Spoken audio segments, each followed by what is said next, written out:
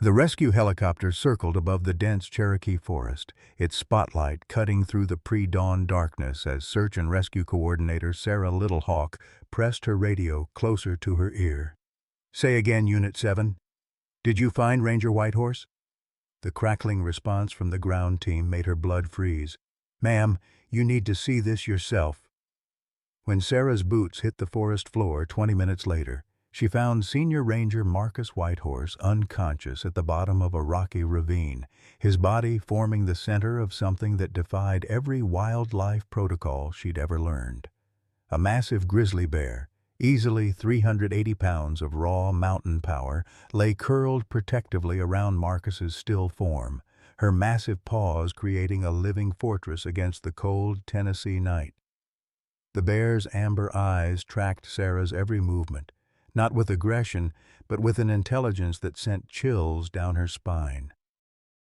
"Jesus Christ," whispered Officer Jim Standing Bear, his weathered Cherokee face pale in the flashlight beam. "That bear's been guarding him all night like he's her own cub." How does a wild predator become a guardian angel?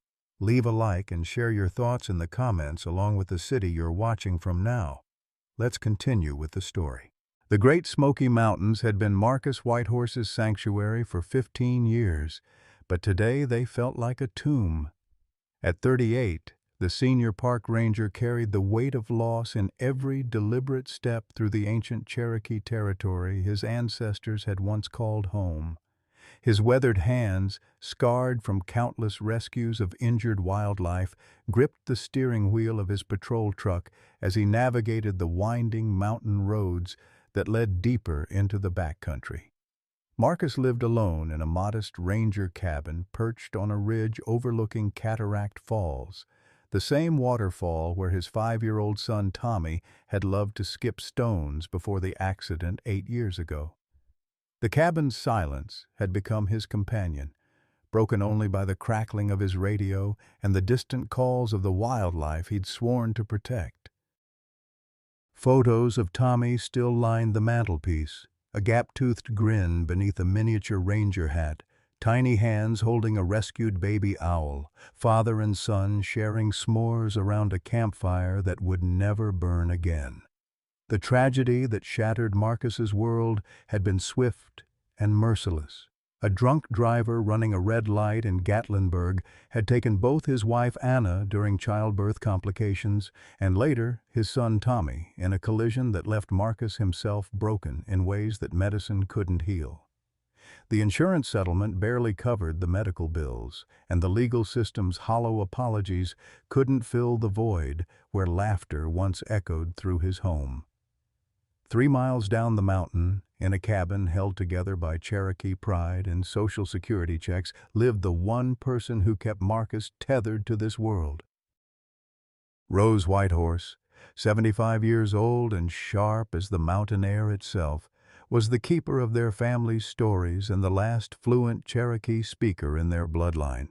Her weathered hands, skilled in traditional basket weaving and herbal medicine, were beginning to tremble more often, a secret she guarded as fiercely as she protected the ancient family traditions. Rose survived on $1,247 monthly from Social Security, stretching every dollar to afford her heart medication while hiding the early symptoms of Alzheimer's that threatened to steal away 4 generations of Cherokee wisdom. She'd buried her husband James after his return from Korea, raised Marcus after his parents died in a mining accident, and now watched her grandson slowly disappear into the same mountains that had always been their family's strength. The connection between the Whitehorse family and the bears of the Smokies ran deeper than Park Service records could document. Rose's great-grandfather had been a medicine man who spoke of bears as Yona, the healers, the protectors of the forest's spiritual balance. Cherokee tradition held that bears remembered kindness across generations, and that souls could be reborn in different forms to repay debts of love. Marcus knew these stories but dismissed them as folklore, focusing instead on the tangible work of protecting wildlife from poachers, tourists, and the endless encroachment of development. He couldn't know that somewhere in the dense forest above Cataract Falls, a bear who remembered his gentle hands from 8 years ago was raising cubs of her own, carrying within her massive frame a debt that Cherokee spirits demanded be repaid. The radio crackled to life at 4:30 a.m., pulling Marcus from the restless sleep that had become his norm. Unit 12, we've got reports of illegal activity near Cataract Falls. Hikers spotted camp lights and heard gunshots around midnight. Sarah Little Hawk's voice carried the professional distance they'd maintained since their relationship ended 3 years ago, but Marcus could detect the underlying concern that never quite disappeared. Copy that. Dispatch. I'm 20 minutes out. Marcus pulled on his uniform in the pre-dawn darkness, the familiar weight of his radio and emergency gear providing a comforting routine. These mountains demanded respect, especially in autumn when early frost made the trails treacherous and desperate men made desperate decisions. The drive to Cataract Falls took him past the bend where Tommy had always insisted they stop to look for deer. Marcus's hands tightened on the steering wheel as he pushed the memory away, focusing instead on the mission ahead.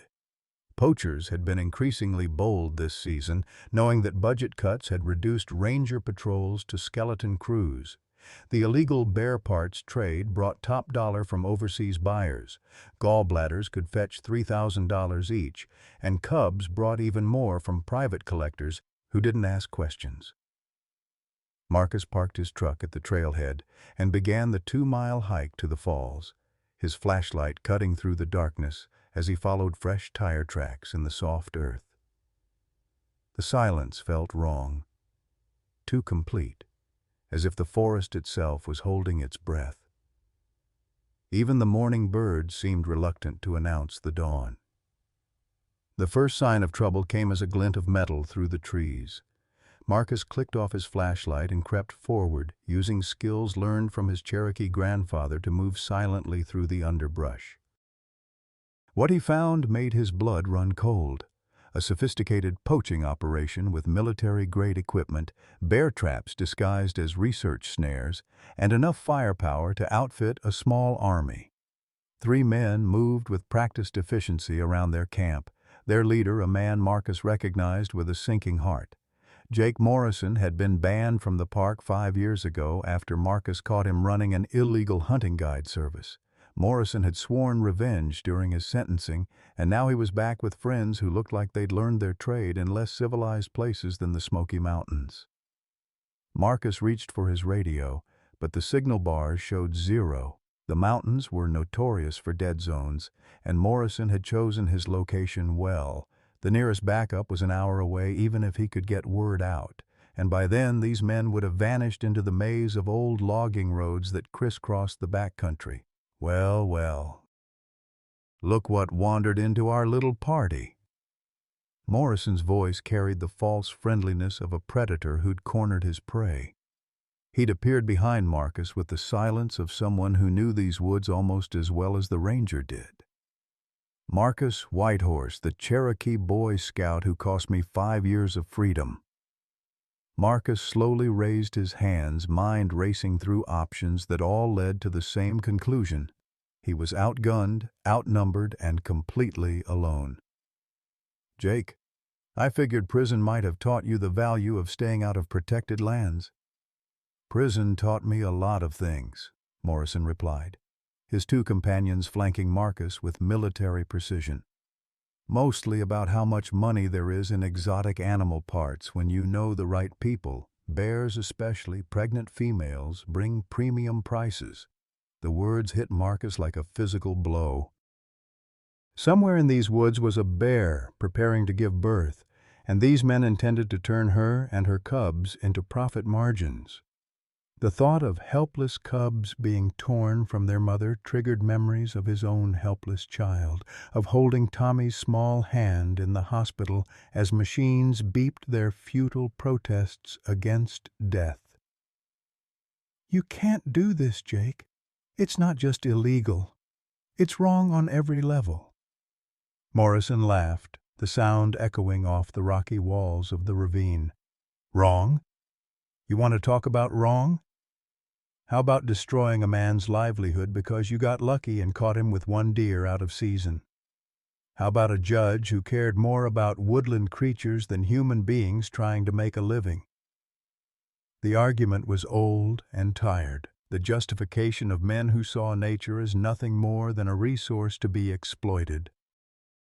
Marcus had heard it countless times from poachers, developers, and politicians who measured everything in dollars while missing the value of what could never be replaced. "That pregnant bear you're hunting," Marcus said, playing for time while calculating distances to cover. "She's got cubs due any day. Those babies have as much right to live as any child." "Spare me the Disney lecture, Ranger boy. Those cubs are worth 50 grand each to the right collector, and Mama Bear's parts will fund my retirement." Morrison gestured to his companions, and Marcus knew the conversation was over. The chase began with Marcus diving behind a fallen log as Morrison's men spread out to cut off his escape routes. Years of hiking these trails gave him an advantage, but armed men with night vision equipment quickly closed that gap. Marcus ran toward the one place he knew better than anyone else, the maze of rock formations around Cataract Falls where Tommy had played endless games of hide-and-seek. The sound of rushing water grew louder as Marcus scrambled over familiar boulders, his lungs burning from the thin mountain air and the adrenaline flooding his system. Behind him, Morrison's curses echoed off the rocks as the older man struggled to keep pace with his quarry. Marcus reached the edge of the falls just as his boot caught a loose piece of shale. The world tilted suddenly, and he found himself airborne over a 15-foot drop into the rocky pool below. Time slowed as he fell, long enough for him to think of Tommy, of Rose, of all the ways he'd failed the people who depended on him. The impact drove the breath from his lungs and sent lightning through his skull as it connected with a submerged boulder. Darkness crept in from the edges of his vision as cold water soaked through his uniform. His last conscious thought was the bitter irony. He'd spent 8 years wanting to join his son, and now that death was finally claiming him, he realized how much he still wanted to live. Above him, Morrison appeared at the edge of the falls, rifle in hand. "Stupid hero," he muttered, assuming the ranger was dead or close enough to make no difference. The poacher and his team had work to do, and the pregnant bear's den wasn't going to raid itself. But in the darkness, beyond the waterfall, something massive stirred. The sound of gunshots and human distress had awakened an intelligence that remembered kindness, remembered gentle hands treating infected wounds, remembered a voice that had whispered comfort during the darkest days of orphaned terror. The debt that Cherokee spirits demanded be repaid was about to come due. The first thing Marcus became aware of was warmth. Not the artificial heat of hospital blankets or electric heaters, but something alive, breathing, radiating comfort against his broken body. His eyes fluttered open to sterile white ceiling tiles and the antiseptic smell of University of Tennessee Medical Center, but the memory of that warmth lingered like a half-remembered dream. "Thank God." Sarah Little Hawk's voice broke with relief as she leaned forward in the bedside chair where she'd maintained vigil for 18 hours. Her Cherokee features, usually composed and professional, showed the strain of coordinating the most unusual rescue operation in Park Service history. "Marcus, can you hear me?" His throat felt like sandpaper, and his head pounded with each heartbeat, but Marcus managed a weak nod. "The bear," he whispered, fragments of memory assembling themselves into an impossible picture. "She was there. I remember her eyes." Sarah exchanged glances with the figure standing in the corner, a man Marcus didn't recognize, expensively dressed and carrying himself with the confidence that came from never having to worry about money. "This is Dr. William Shaw," Sarah said carefully. "He's been instrumental in your rescue operation."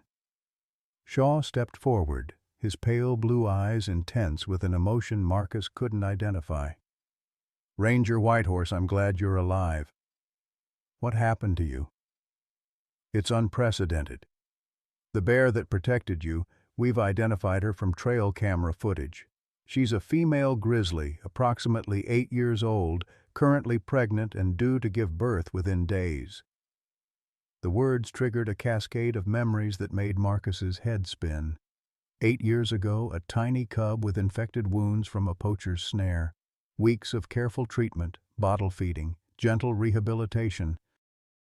The day he'd released her back into the wild, watching her disappear into the forest with a mixture of pride and loss that reminded him too much of letting Tommy go to kindergarten for the first time. "Spirit," Marcus whispered, the name coming unbidden from some deep place in his memory. "I called her Spirit because she was so determined to survive." Shaw's expression shifted, something flickering across his features like pain. "The media has latched onto that name.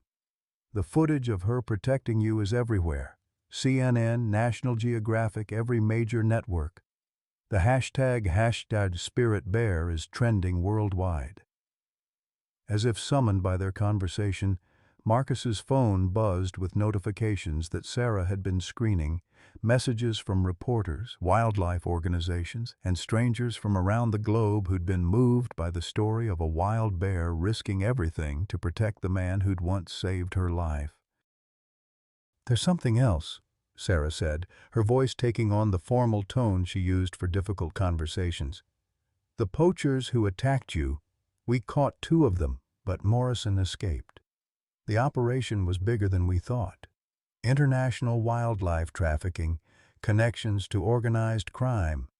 The FBI is taking over the investigation." Shaw moved closer to the bed, his expensive shoes silent on the hospital linoleum. "Which brings me to why I'm here, Ranger Whitehorse. I represent Shaw Industries, and we've been working with federal agencies on wildlife conservation initiatives.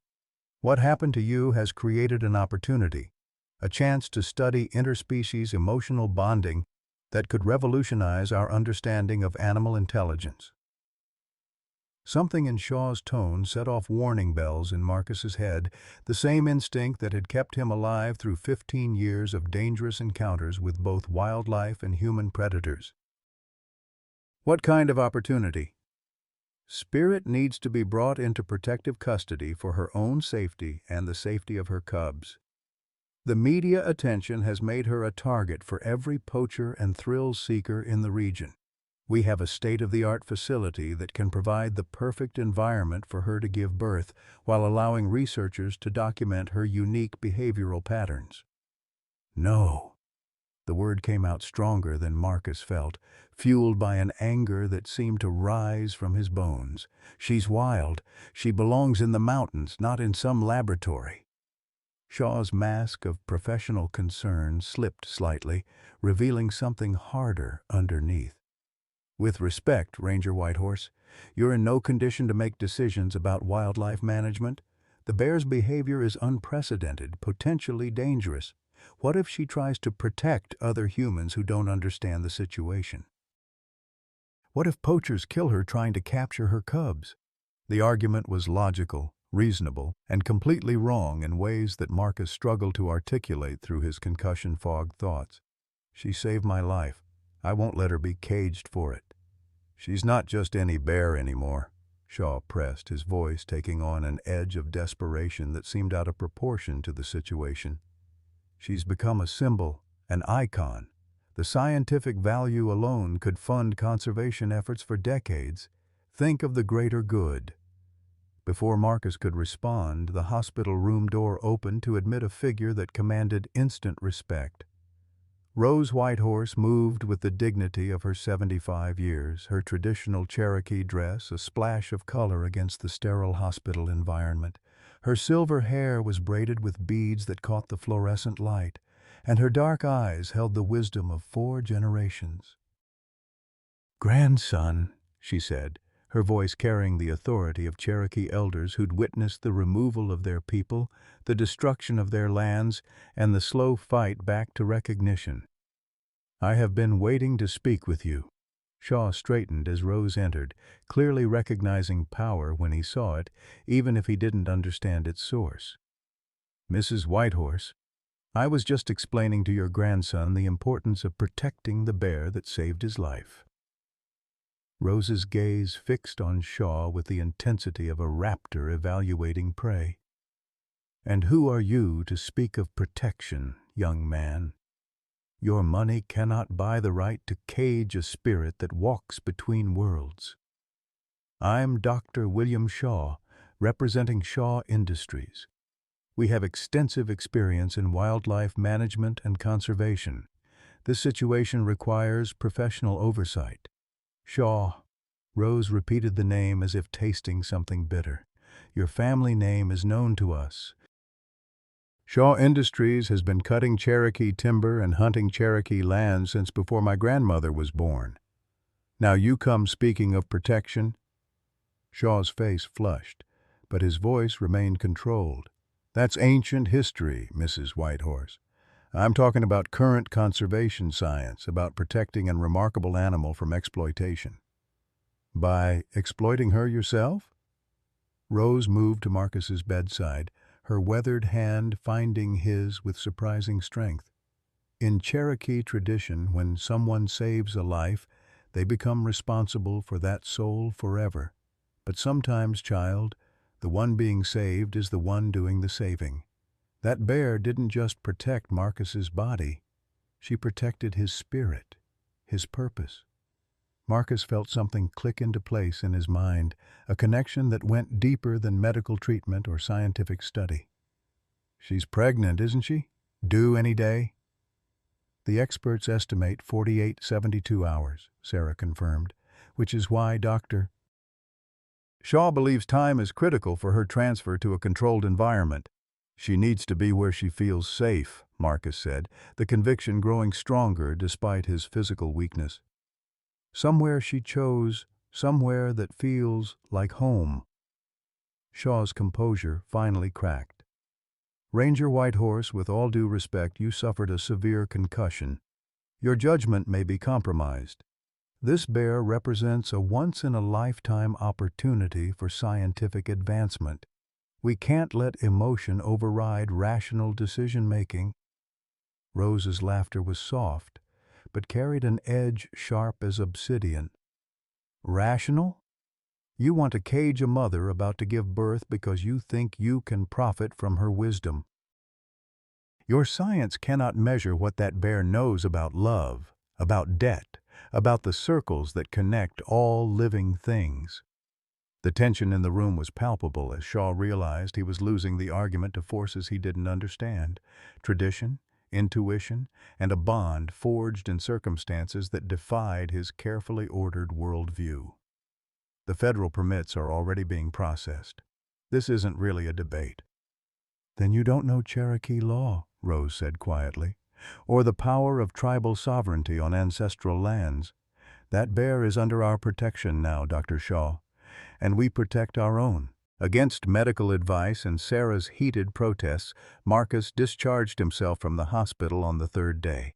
His head still pounded with each heartbeat, and his left shoulder was immobilized in a sling. But the thought of Spirit giving birth while federal agents and Shaw's security team closed in around her den made staying in bed impossible. Rose had driven down from the mountains in her ancient pickup truck, arriving with traditional healing herbs and a determination that brooked no argument. "The mountain is calling him home," she told the frustrated doctors. "Cherokee medicine says the spirit must heal where the wound was made." The drive back to the Smoky Mountains took 2 hours through winding roads that made Marcus's concussion symptoms worse, but with each mile toward home, he felt something essential returning to his damaged psyche. Rose drove with the confidence of someone who'd navigated these roads for 7 decades, her weathered hands steady on the wheel while she shared stories that seemed to carry deeper meanings. "Your great-great-grandfather, Joseph Whitehorse, saved a bear family during the removal, she said, referring to the 1838 Trail of Tears that had forced their people from ancestral lands. Soldiers were killing everything that moved, but Joseph hid a mother bear and her cubs in a cave for 3 days until the army passed. He said the mother bear looked at him with human eyes like she understood what sacrifice meant. Marcus leaned against the passenger window, watching familiar landmarks slide past. You think Spirit remembers somehow? Across generations? Cherokee believed the mountain remembers everything. Love, debt, kindness, they don't die with the body. They get passed down until someone can repay them. Rose's voice carried the weight of traditional knowledge that predated European concepts of logic and science. That bear carries the memory of Joseph's kindness. She's repaying a debt that's been waiting 180 years to come due. They arrived at Marcus's cabin as the afternoon sun was casting long shadows through the forest. The familiar sight of his small home perched on the ridge above Cataract Falls should have been comforting.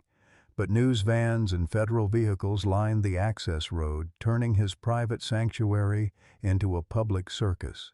Reporters with camera crews had set up camp near the trailhead, broadcasting live updates about the search for the miracle bear, while federal agents coordinated with Shaw's private security team. Sarah met them at the cabin, her face grim with exhaustion and frustration. It's gotten out of hand, Marcus. Shaw has convinced the FBI that Spirit poses a public safety threat. They're treating this like a terrorist situation instead of wildlife management. Through his binoculars, Marcus could see the tactical teams positioning themselves around the area where trail cameras had last spotted Spirit. Men in military gear carrying tranquilizer rifles and capture equipment, treating a pregnant bear like an enemy combatant. The sight made his stomach turn with a rage that had nothing to do with his head injury. How long before they move in? Shaw's pushed the timeline up. He's claiming Spirit might attack the media crews or tourists.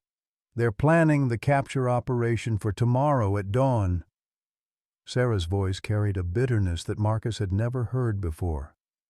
The Park Service is powerless. Federal jurisdiction trumps everything when they claim public safety concerns. Rose stood at the cabin's window, her eyes focused on something beyond the immediate chaos. She's close. I can feel her presence in the forest. The cubs are coming tonight or tomorrow morning. She's looking for the sacred place where Cherokee mothers have given birth for 1,000 years. Where? Marcus asked, though part of him already knew the answer.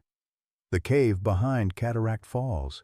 The one your great-great-grandfather used to hide the bear family. The one where Cherokee women went when they needed the mountain's protection for their children. The pieces fell into place with the weight of destiny. Spirit wasn't just randomly defending territory or following instinct.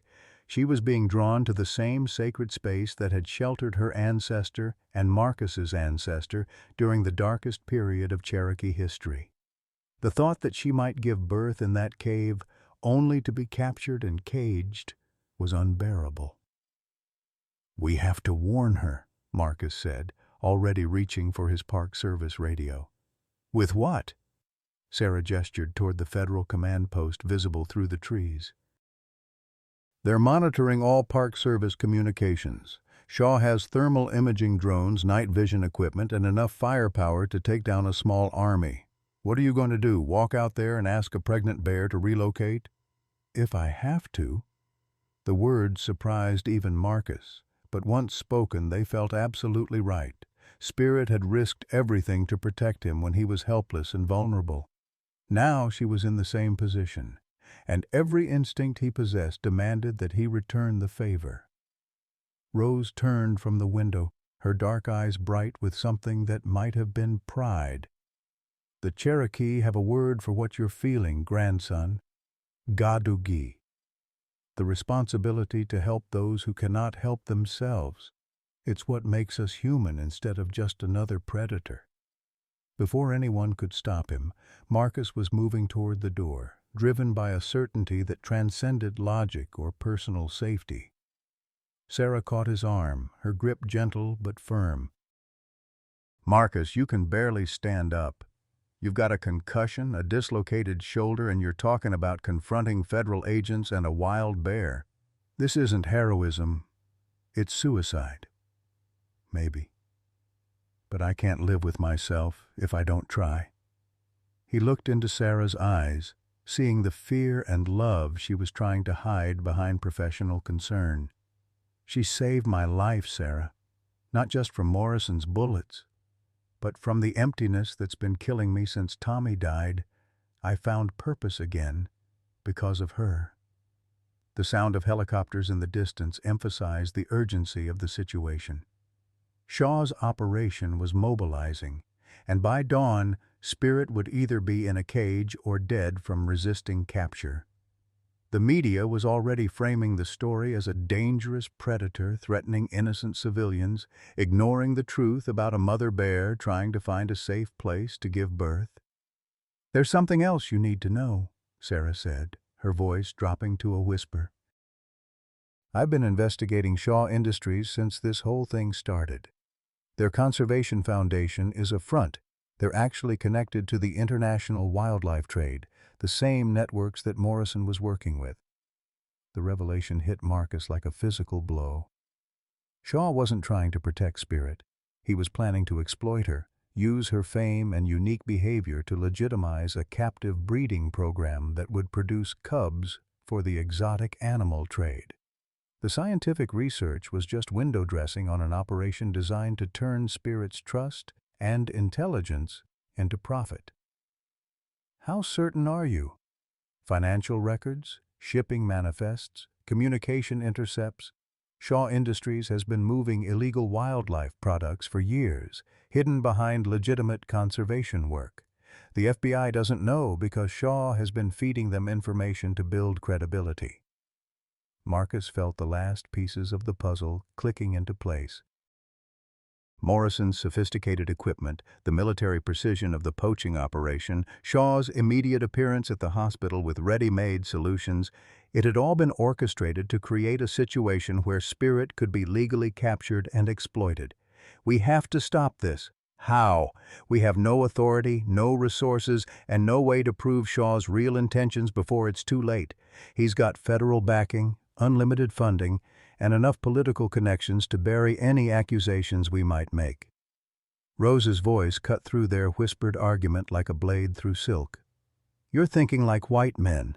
All law and politics and evidence. Cherokee don't need courts to protect what's sacred. We need courage, wisdom, and the willingness to stand between evil and innocence." She moved to an old wooden chest that had belonged to her grandmother, pulling out items that seemed to glow with their own inner light. A medicine bag made from white deer leather, eagle feathers that caught the cabin's lamplight, and a silver bracelet inscribed with Cherokee symbols that Marcus had never seen her wear. "Your great-great-grandfather's medicine bag. He carried it during the removal, during the war, during every moment when Cherokee people needed protection from those who would destroy what they couldn't understand." Rose placed the bag in Marcus's hands, and he felt a weight that had nothing to do with the physical object. "Tonight, you carry the responsibility of 4 generations. Tonight, you become what your ancestors always knew you could be." Outside, the federal operation was moving into final position. Thermal imaging showed Spirit's heat signature in the cave system behind Cataract Falls, exactly where Cherokee tradition said she would be. Shaw's team had night vision equipment, tranquilizer darts, and enough firepower to handle any resistance. What they didn't have was the home field advantage, the knowledge of secret paths and hidden passages that Marcus had learned from his grandfather, or the spiritual protection of ancestors who had fought this same battle against overwhelming odds and won through courage rather than superior weapons. Marcus looked at Sarah and Rose, these 2 strong women who represented everything he'd ever loved about his heritage and his chosen family. "If I don't come back, You will, Rose said with the certainty of someone who had seen the future in dreams and traditional ceremonies. The mountain has been waiting for this moment for 180 years. You think it's going to let you fail now? As Marcus prepared to leave the cabin and enter the forest that held both Spirit and her enemies, he realized that this wasn't really about saving one bear. It was about honoring the debt that connected past and present, about proving that love and loyalty could triumph over greed and exploitation, and about ensuring that Spirit's cubs would be born free in the same sacred cave where Cherokee mothers had brought new life into the world for countless generations. The final confrontation was about to begin, and Marcus Whitehorse was walking toward it with nothing but his ancestors' blessing, a medicine bag that carried the weight of history and the absolute certainty that some things were worth dying to protect. The forest surrounding Cataract Falls had become a war zone by midnight, with Shaw's tactical teams positioned in a precise perimeter around the cave system where thermal imaging showed Spirit's heat signature. Marcus moved through the darkness like his Cherokee ancestors had taught him, using animal paths and creek beds to avoid the night vision sensors that swept the main trails. His shoulders screamed with each movement, and his head pounded with every heartbeat, but the medicine bag at his chest seemed to pulse with its own rhythm, guiding him toward the confrontation that would determine Spirit's fate. From his position on a rocky outcrop above the falls, Marcus could see the full scope of Shaw's operation. 20 armed men with military-grade equipment, 4 all-terrain vehicles equipped with capture cages, and a mobile veterinary unit that looked more like an operating theater than a wildlife rescue facility. Shaw himself stood near the command post, his expensive outdoor gear making him look like a tourist playing at being a soldier, but his cold efficiency in directing the operation revealed something much more dangerous. Target is approximately 30 meters inside the main cave entrance, reported the thermal imaging specialist, his voice carrying clearly in the still mountain air. Stationary for the past 40 minutes, likely in active labor. Shaw's voice carried an edge of anticipation that made Marcus's skin crawl. Perfect timing. Once she's weakened from giving birth, she'll be much easier to handle. Remember, we need her alive and unharmed for the research protocols. The casual way Shaw discussed Spirit's vulnerability triggered memories of Tommy's birth, of holding Anna's hand as she struggled to bring their son into the world, of the terrifying helplessness that came with watching someone you loved fight for life itself. The thought of Spirit going through that same struggle while surrounded by predators who wanted to cage her and steal her cubs filled Marcus with a rage that burned away the pain from his injuries. Movement in Sector 3, came another report. Single human figure, approximately 200 meters northwest of target location. Marcus froze as spotlight beams swept the forest around him, knowing that his presence had been detected but not yet identified. Shaw's voice crackled over the radio with sharp authority. Identify and intercept. Could be media or civilian thrill seekers. We can't afford witnesses during the capture operation. 2 tactical team members began moving in Marcus's direction, their night vision equipment turning him into a glowing target despite his attempts at concealment. He had perhaps 3 minutes before they reached his position, and then the confrontation would begin whether he was ready or not. The sound that stopped everything was primordial, echoing off the rocky walls of the cave system like thunder from the mountain itself.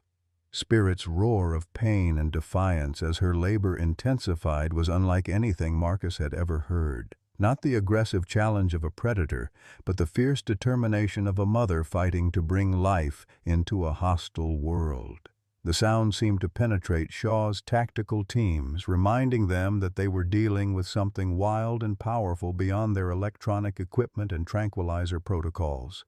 "Jesus Christ," whispered one of the approaching soldiers, his voice carrying clearly in the sudden silence that followed Spirit's roar. "That's not just a bear. That's a mother," Marcus said, stepping out of concealment with his hands raised, but his voice carrying the authority of 15 years protecting these mountains. "And you're about to make the biggest mistake of your lives." The soldier's weapons swung toward him, but Marcus continued speaking before they could issue commands or call for backup. "I'm Senior Ranger Marcus Whitehorse, and that bear saved my life 3 days ago. She's in labor right now, trying to give birth in the same sacred cave where Cherokee women have brought children into this world for 1,000 years. Shaw's voice crackled over the radio, sharp with anger and something that might have been fear.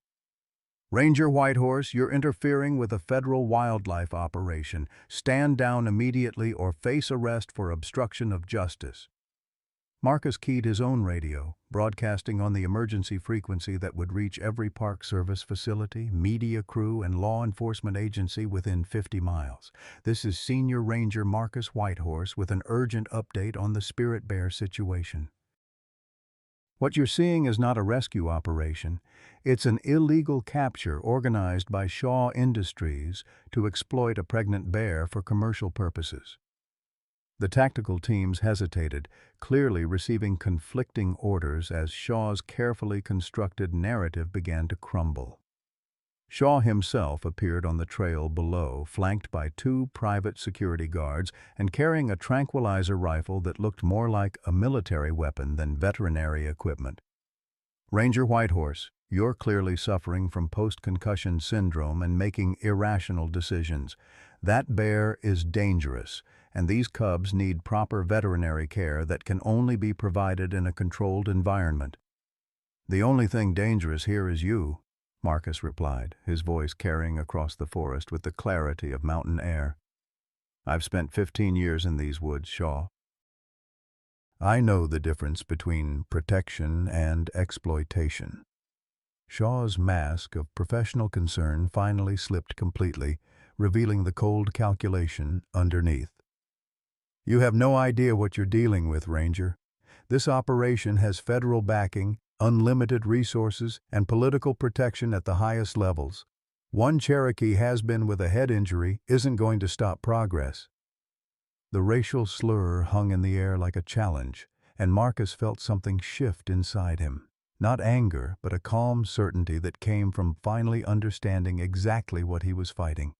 This wasn't about wildlife management or scientific research. It was about the same forces that had driven his people from their lands, killed their sacred animals, and tried to erase their connection to the natural world. "You're right about one thing, Shaw. I am Cherokee. Which means I understand something you never will, that some things are more important than money." Spirit's roar echoed from the cave again, this time carrying a different note. Not pain, but fierce joy. She was giving birth, bringing new life into the world despite the predators surrounding her den. The sound seemed to energize Marcus, filling him with the strength of his ancestors who had faced impossible odds and found ways to protect what they loved. Shaw raised his tranquilizer rifle, no longer bothering to maintain the pretense of scientific research. "I'm sorry it's come to this, Ranger Whitehorse, but that bear represents too much money to let one man's sentiment interfere with business." The shot came not from Shaw's weapon, but from the darkness beyond the tactical perimeter. Morrison's voice carried the satisfaction of a predator who had finally cornered his prey. "Nobody move. I've got a clear shot at the Ranger, and I'll put him down if anyone tries to be a hero." The escaped poacher stepped into the light, assault rifle trained on Marcus while his remaining team members took position around Shaw's tactical units. Morrison's face showed the strain of 3 days on the run, but his eyes burned with the hatred of a man who blamed others for his own failures. "This is perfect," Morrison continued, his voice carrying the manic edge of someone who had nothing left to lose. "Shaw gets his valuable bear. I get my revenge on the Ranger who destroyed my life, and everyone goes home happy. Except the Cherokee Boy Scout here." Shaw's expression showed genuine alarm for the first time, clearly recognizing that Morrison's presence turned a controlled operation into something chaotic and potentially lethal. "Morrison, This wasn't part of our agreement. You were supposed to stay clear until after the capture. Agreements change, rich boy. I want to watch this ranger die, and then I want half the profits from those cubs. Otherwise, I start shooting everyone and let the bear go free. The standoff stretched taut as a bowstring, with Marcus in the center of a triangle formed by Shaw's tactical team, Morrison's desperate criminals, and the cave where Spirit was bringing new life into a world that seemed determined to cage or kill it. Every weapon was trained on someone else, every finger was on a trigger, and any movement could trigger a massacre. Then Spirit emerged from the cave. She moved with the careful grace of a new mother, two tiny cubs visible beneath her massive frame as she positioned herself between the armed humans and her newborn children. Her eyes found Marcus across the deadly geometry of the standoff, and he saw in them the same recognition that had passed between them in the rocky pool where she had saved his life. "Beautiful," Shaw whispered, raising his tranquilizer rifle toward the bear, who represented millions of dollars in research grants and commercial exploitation. "Don't," Marcus said, stepping forward despite the weapons trained on him. "She's not threatening anyone. She's just protecting her babies." Morrison's laugh was harsh as broken glass. "Those babies are worth more dead than alive, Ranger. Bear cubs bring top dollar from the right buyers." Spirit seemed to understand the threat, positioning herself more deliberately between her cubs and the surrounding humans. Her rumble was low and continuous, not aggressive but warning, the sound of a mother who would die before allowing harm to come to her children. Marcus realized that this was the moment Rose had foreseen, the debt that had been waiting 180 years to be repaid. Joseph Whitehorse had protected a bear family during the Trail of Tears. Now his great-great-grandson faced the same choice, the same obligation to stand between innocence and those who would destroy it for profit. "I won't let you take her," Marcus said, moving slowly toward Spirit despite the weapons trained on him. "She trusted me once. Now I'm asking her to trust me again." The silence stretched like a held breath as Marcus stepped closer to Spirit, his movements slow and deliberate despite the weapons trained on him from multiple directions. The massive bear watched his approach with intelligent eyes that seemed to weigh his intentions against the threat posed by the armed men surrounding her den. Her cubs, barely hours old, mewed softly beneath her protective stance, their eyes still closed but their tiny voices already calling for their mother's warmth. "Don't move another step, Ranger," Morrison snarled, his rifle's red laser dots dancing across Marcus's chest. "I've been waiting 8 years to watch you die, and I'm not letting you play hero for some oversized forest rat." Shaw's voice carried its own deadly warning. "Ranger Whitehorse, you're forcing us into an untenable situation. That bear could attack at any moment." "My team has authorization to use lethal force if necessary." But Marcus had eyes only for Spirit, remembering the tiny cub he'd found 8 years ago with infected wounds from a poacher's snare. She'd been dying then, too weak to resist as he'd cleaned her wounds and fed her with a bottle, too young to understand that not all humans meant her harm. Now she was magnificent in her power, 380 pounds of muscle and maternal fury, but her eyes held the same trust she'd shown as a helpless orphan. "Hey, girl," Marcus whispered, extending his hand with the same gentle motion he'd used all those years ago. "Remember me. I'm not here to hurt you or your babies." Spirit's rumble softened, becoming almost conversational, as she recognized the voice that had whispered comfort during her darkest days. She took one cautious step forward, then another, until she was close enough that Marcus could see his reflection in her dark eyes. Morrison's patience snapped like a broken wire. "Enough of this Disney bullshit!"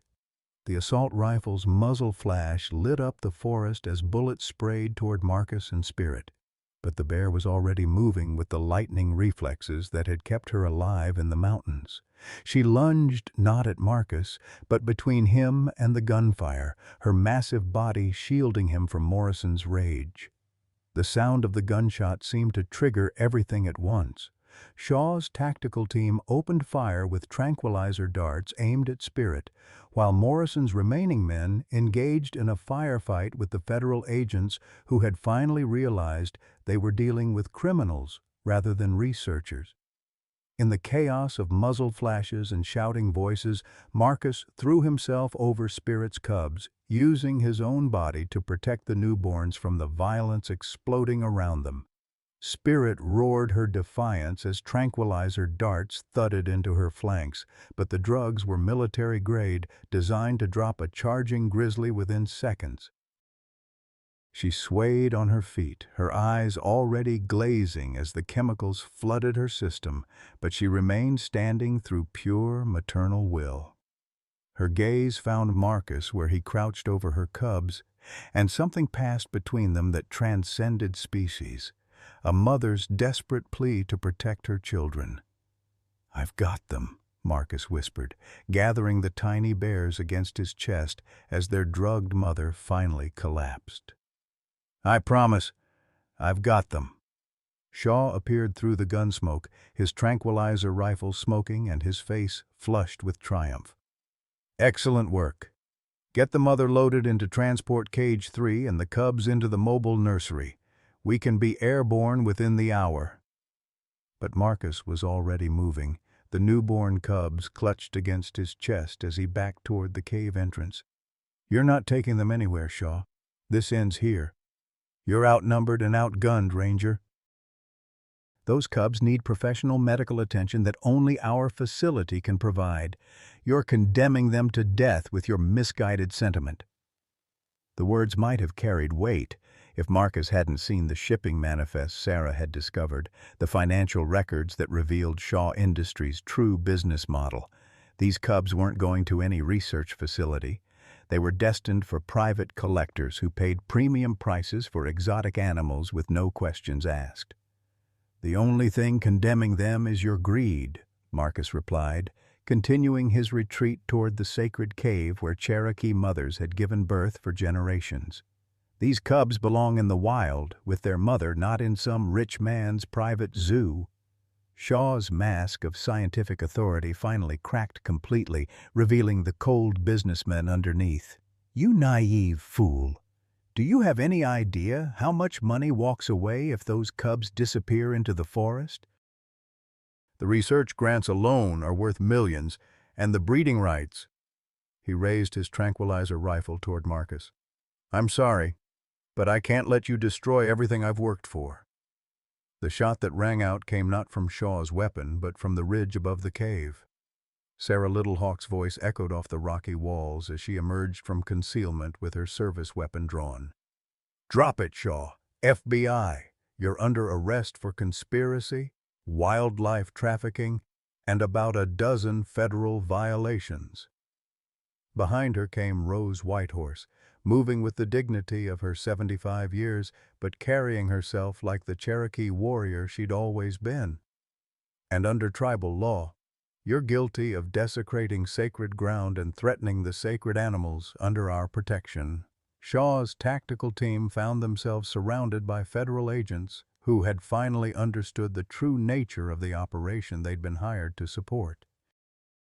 Morrison lay wounded but alive, his assault rifle kicked away by agents who treated him with the professional courtesy reserved for career criminals.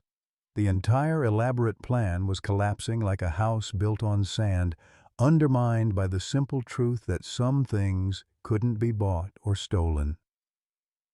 In the sudden silence that followed the arrests, Marcus looked down at the 2 tiny cubs in his arms. They were perfect, their fur still damp from birth, their tiny hearts beating against his chest like whispered promises of the future.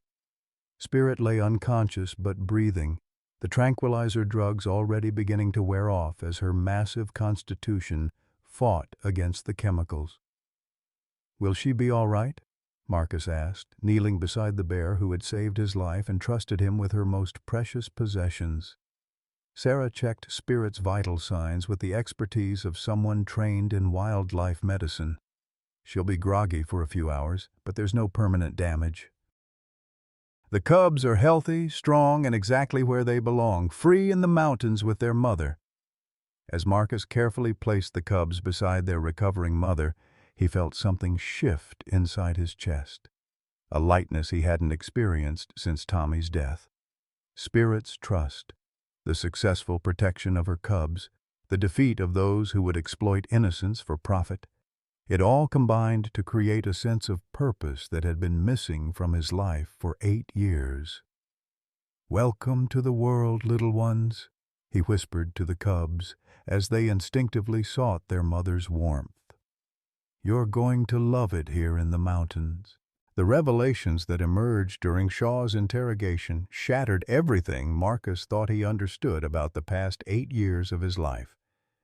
Sarah sat across from him in the FBI field office, her face pale as she read from the classified files that federal agents had seized from Shaw Industries headquarters during coordinated raids across 3 states.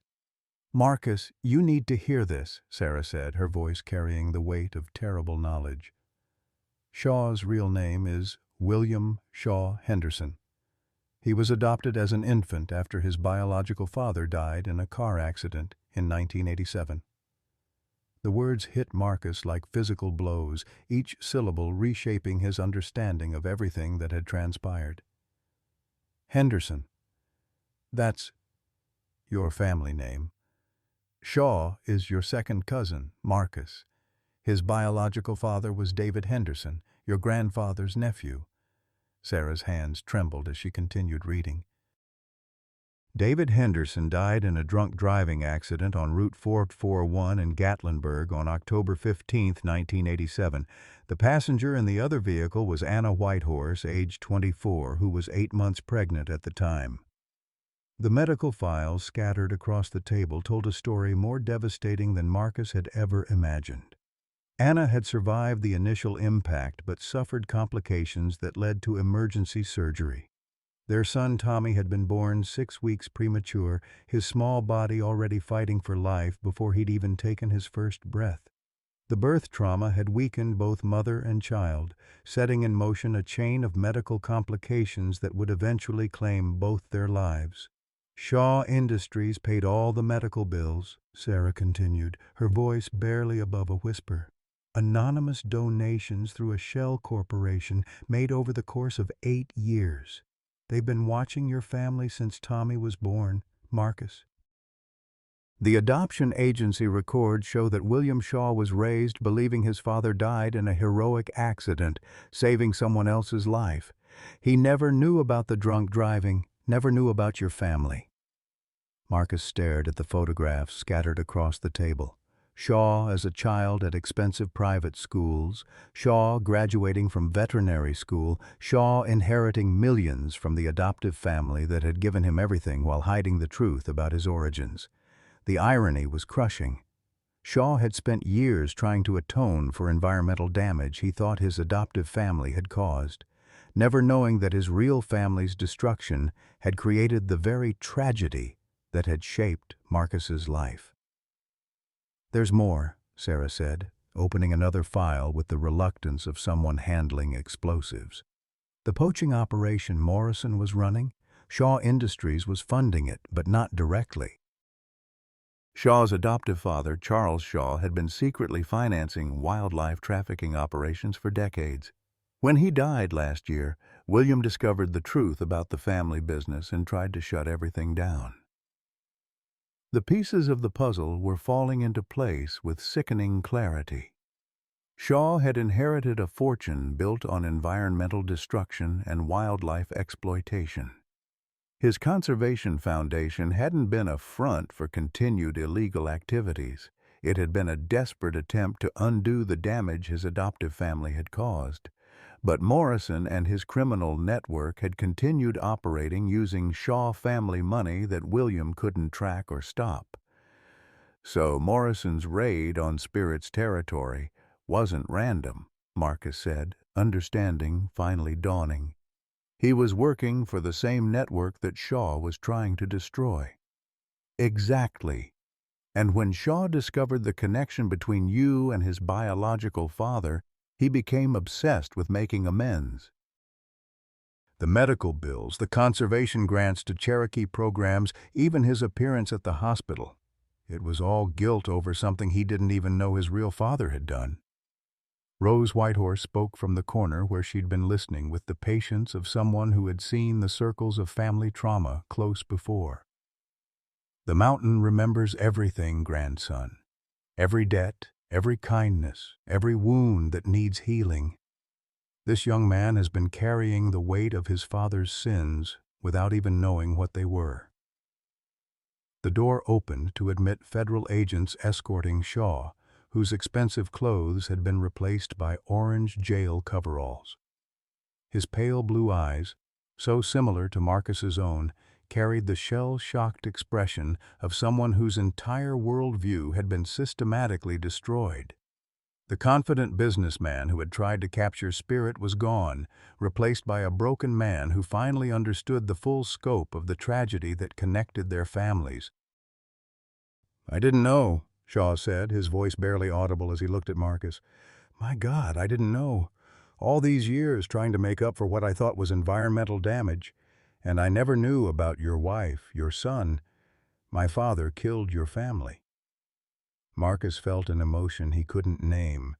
Not quite forgiveness, not quite understanding, but something deeper that connected to the Cherokee concept of generational healing.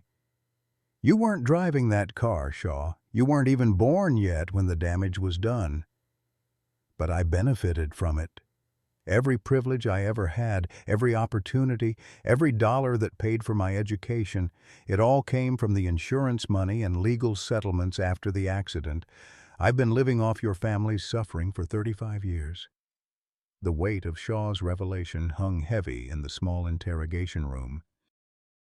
Federal agents had confirmed that Shaw Industries had indeed been funding Morrison's operation, but through trust accounts and shell corporations that William Shaw had inherited without understanding their purpose. His attempts to legitimate the family business had actually provided cover for the very criminals he thought he was fighting. "There's something else you need to know," Shaw continued, his voice gaining strength as he unburdened himself of secrets that had been eating him alive. "The research facility I wanted to build, it was never about exploiting Spirit.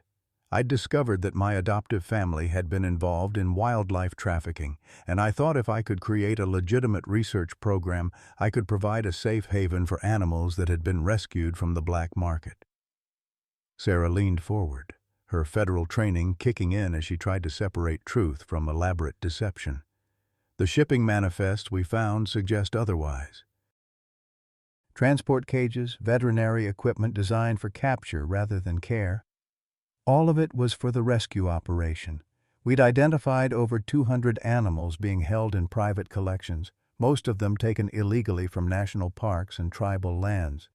Spirit was supposed to be the centerpiece of a program that would give these animals a chance at rehabilitation and eventual release." Shaw's hands trembled as he spoke. "But Morrison and his people had infiltrated my security team, my advisory board, even my veterinary staff. They were planning to use the facility as a distribution center for the international wildlife trade." The scope of the conspiracy was staggering. Morrison's network had been playing a long game, allowing Shaw to build and fund a state-of-the-art facility that they could then take over for their own purposes.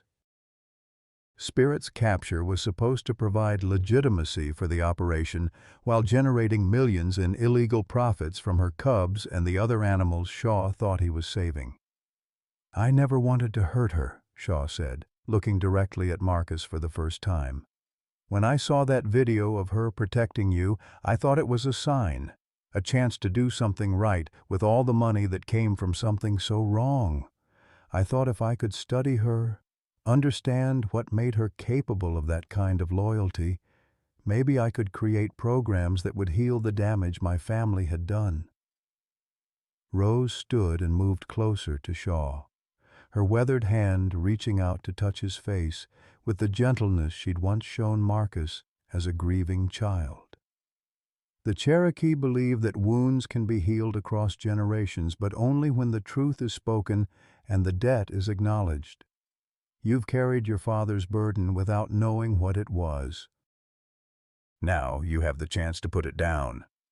Marcus felt something shift inside his chest, a loosening of the rage and grief that had defined him for 8 years. Shaw wasn't the enemy he'd thought. He was another victim of the same tragedy, shaped by forces he'd never understood until this moment. The man who had tried to capture Spirit had been driven by the same desire for redemption that had motivated Marcus to protect her. "What happens now?" Marcus asked, looking at Sarah for guidance from the federal investigation that would determine Shaw's fate. "The charges are complex," Sarah replied. "Conspiracy, money laundering, and violations of wildlife protection laws. But his cooperation in exposing Morrison's network and the illegal operations funded by his trust accounts will be taken into consideration. He's also agreed to turn over all Shaw Industries assets to a fund for Cherokee environmental restoration." Shaw's voice was barely a whisper. "It won't bring back your wife and son. Nothing I do can undo what my father destroyed. But maybe it can prevent the same thing from happening to other families." Marcus looked at this broken man who shared his blood and his burden, and realized that forgiveness wasn't something Shaw needed to earn. It was something Marcus needed to give, for his own healing as much as Shaw's. The circle that had begun with a drunk driver killing his family was finally closing, not with more violence or punishment, but with the understanding that love and loss could transform even the deepest wounds into sources of strength. "Spirit saved both our lives," Marcus said finally. "Maybe that's what she was really protecting, not just me, but the chance for our families to heal from something that's been poisoning us for generations." 6 months after the confrontation at Cataract Falls, Marcus stood on the porch of his cabin watching the morning sun paint the Great Smoky Mountains in shades of gold and amber. The familiar view carried new meaning now, transformed by understanding rather than changed by circumstance. Below in the valley, he could see the construction crews working on the Cherokee Environmental Research Center, funded entirely by the Shaw Industries settlement and designed to provide legitimate research opportunities while protecting the sacred lands where Spirit had given birth. Sarah emerged from the cabin behind him, her hand resting protectively over the gentle curve of her pregnancy. They'd married in a traditional Cherokee ceremony 3 months ago, with Rose officiating and Spirit watching from the tree line with her 2 cubs, now large enough to begin learning the ways of the mountain, but still staying close to their mother's protection. "The lawyers called," Sarah said, settling into the wooden chair that Marcus had built during his recovery. "Shaw's parole hearing is next week. The federal prosecutor is recommending early release based on his cooperation and the restitution program." Marcus nodded, feeling none of the anger that might have consumed him a year ago. Shaw had served 8 months in federal prison, using his time to write detailed exposés of the wildlife trafficking networks that had operated under his family's name for decades. His testimony had led to the largest international wildlife crime bust in history, shutting down operations across 3 continents and rescuing over 1,000 animals from illegal captivity. "Rose thinks we should attend the hearing," Sarah continued. "She says it's important for the healing circle to be completed properly." Down the mountain, Rose Whitehorse was tending her garden with the help of Shaw's former security chief, a man named Robert Ironcloud, who had revealed himself to be an undercover federal agent working to expose Morrison's network from the inside. The early symptoms of Alzheimer's that had terrified them all had stabilized with a combination of traditional Cherokee medicine and cutting-edge treatment funded by Shaw's foundation, giving Rose clarity to continue sharing the stories that connected past and present. "She's right," Marcus said. watching a red-tailed hawk circle over the valley where Spirit's cubs were learning to fish in the stream that ran behind their den. Shaw deserves to see what his sacrifice made possible. The transformation had been remarkable to witness.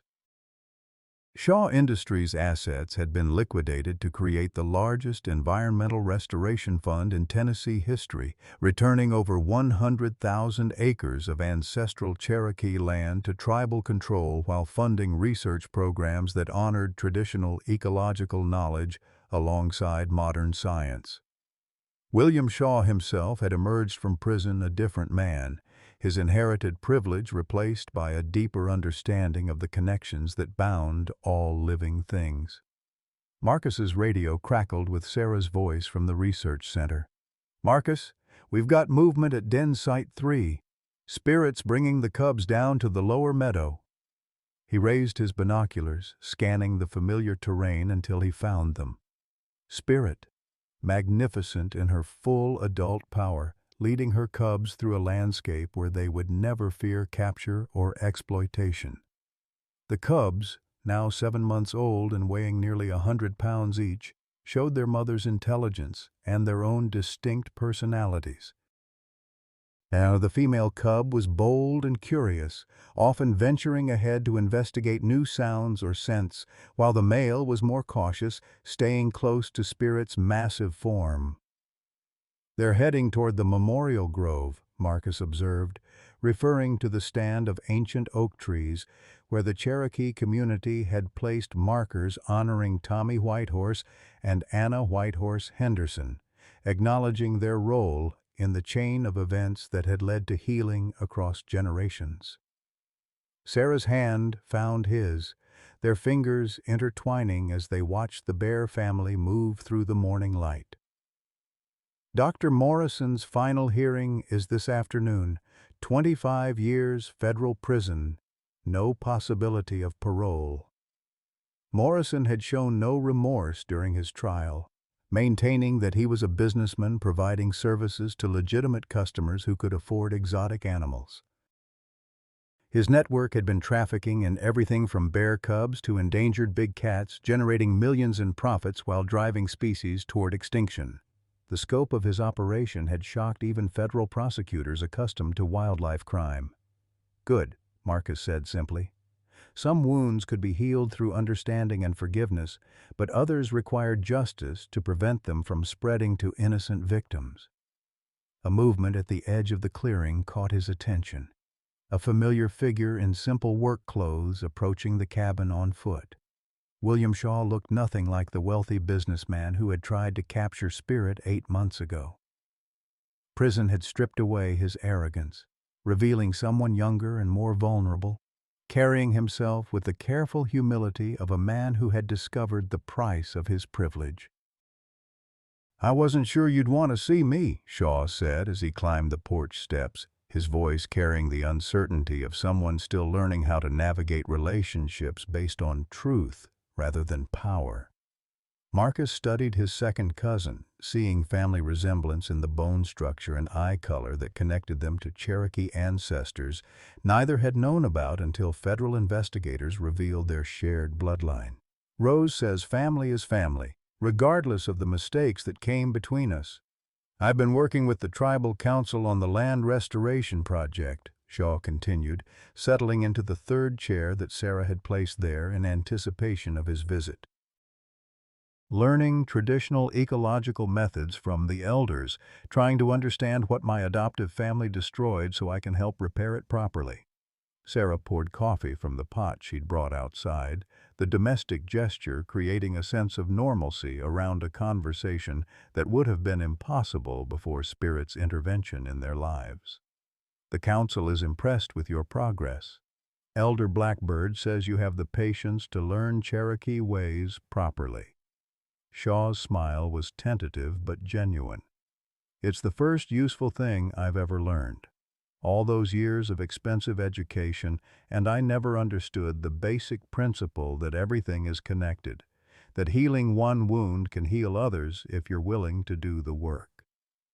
Through the binoculars, Marcus watched Spirit settle her cubs in the meadow where Cherokee children had played for countless generations. The sight filled him with a peace that had nothing to do with the absence of conflict and everything to do with the presence of purpose.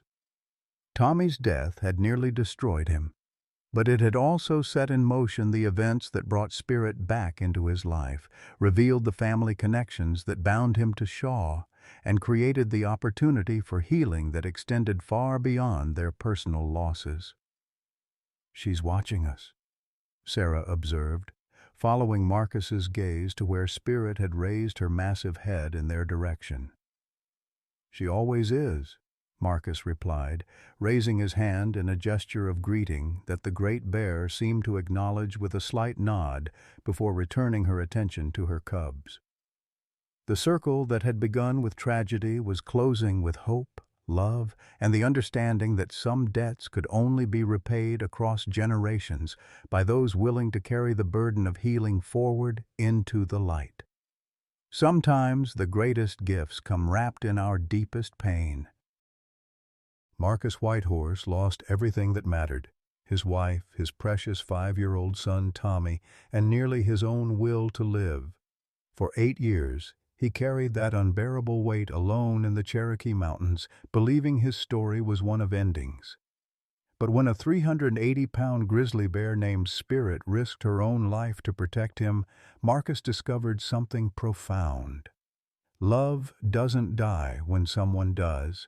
It transforms, finds new ways to heal, and creates connections that transcend loss. Through Spirit's extraordinary act of loyalty, Marcus not only found his purpose again, but uncovered family he never knew existed, healed generational wounds, and built a legacy that honored his son's memory while protecting future generations. The bear, who remembered his kindness 8 years later, became the bridge between his grief and his joy, proving that our darkest moments often prepare us for our greatest blessings. Marcus learned what so many of us discover in our later years, that the love we've given never disappears. It just waits for the right moment to return to us in ways we never imagined possible. What unexpected blessing emerged from your most difficult chapter? Have you experienced love returning to you in a form you never expected? Share your story of transformation in the comments below. Your journey might be exactly what someone else needs to hear today.